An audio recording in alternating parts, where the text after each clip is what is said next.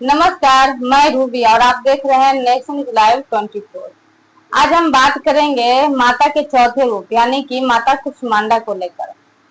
कुष्मांडा माता को सृष्टि की रचयिता और ऊर्जा और स्वास्थ्य की देवी भी कहा जाता है।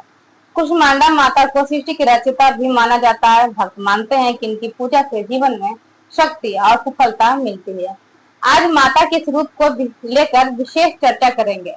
इस पर विस्तार पूर्वक बातें करेंगे सती सहोदर पर पौत्र अशोक पांडे जी से, जो बताएंगे कि दिन की पूजा विधि, भ्रांतियां और इसके लाभ। तो सबसे पहले आप माता कुष्मांडा को लेकर बताएं कि माता कुष्मांडा के बारे में आप विशेष बताइए।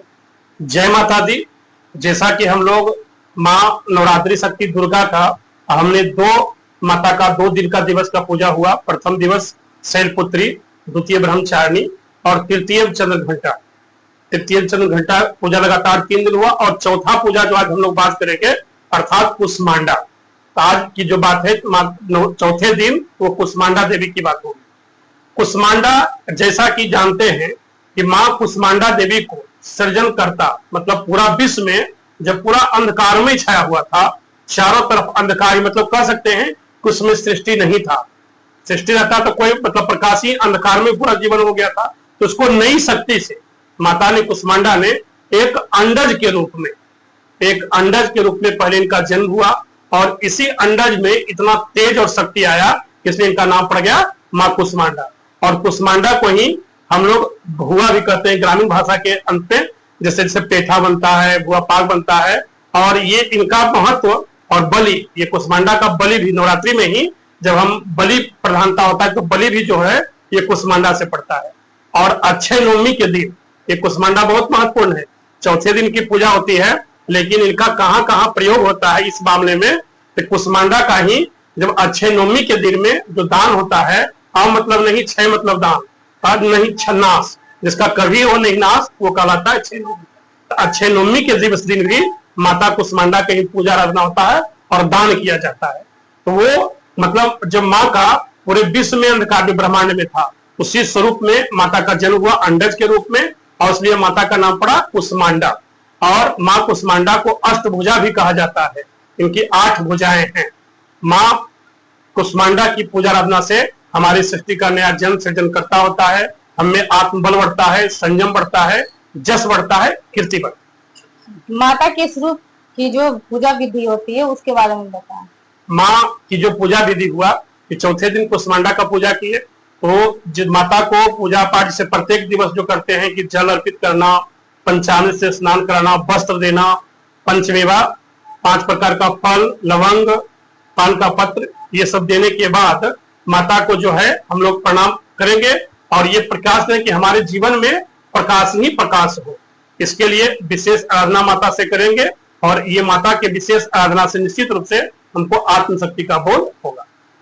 इस जो माता कुष्मांडा की जो भोग लगती है वो भोग क्या क्या चढ़ाना चाहिए आज के दिन? निश्चित रूप से जहां तक विशेष भोग की बात है तो प्रत्येक दिन तो हम जो भोग लगा रहे हैं पंचमेवा, पंचामृत, 5 प्रकार का फल, श्रीफल, नारियल, लवंग। और माता कुष्मांडा को मलपुआ बहुत पसंद है, तो विशेष आराधना के लिए, पूजा शांति के लिए और माँ प्रसन्न हो उसके लिए हम लोग मलपुए का भोग निश्चित रूप से प्रयास करें कि आज के दिन लगाएं। और इसका कोई पूजा मंत्र जो है उस बारे में बताइए। हाँ, माता का जो मंत्र हुआ ओम कुष्मांडाय नमः, इस मंत्र के द्वारा माता को हम प्रसन्न कर सकते हैं। और कम से कम जैसा कि बताया कि एक माला शुरुआत में और एक माला अंत में, पूजा के अंत में कीजिए, इससे बहुत सारा माता का आशीर्वाद आपको मिलेगा और आत्मबल बढ़ेगा। निश्चित रूप से इस मंत्र का पाठ करें। अच्छा, उपासक जो नवरात्रि करते हैं, जो इस रूप का जो पूजा होती है चौथे दिन माता कुष्मांडा की, तो इसमें उपासक को क्या विशेष लाभ मिलता है इस पूजा से?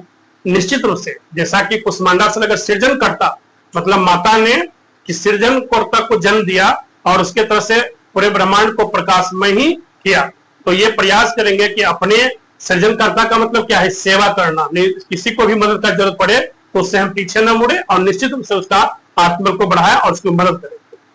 जब माता कुष्मांडा की जो पूजा होती है इस दिन का, तो उसमें कोई विशेष फल या फूल ऐसा है जो उनको आज के दिन अर्पण करना चाहिए? निश्चित रूप से जैसा कि माता कुष्मांडा है तो कुष्मांडा आप चढ़ा सकते हैं माता को। कुष्मांडा यदि चढ़ाते हैं तो कुष्मांडा निश्चित रूप से उसे आपको फायदा होगा और आपको अपना ऐश्वर्य शांति मिलेगा।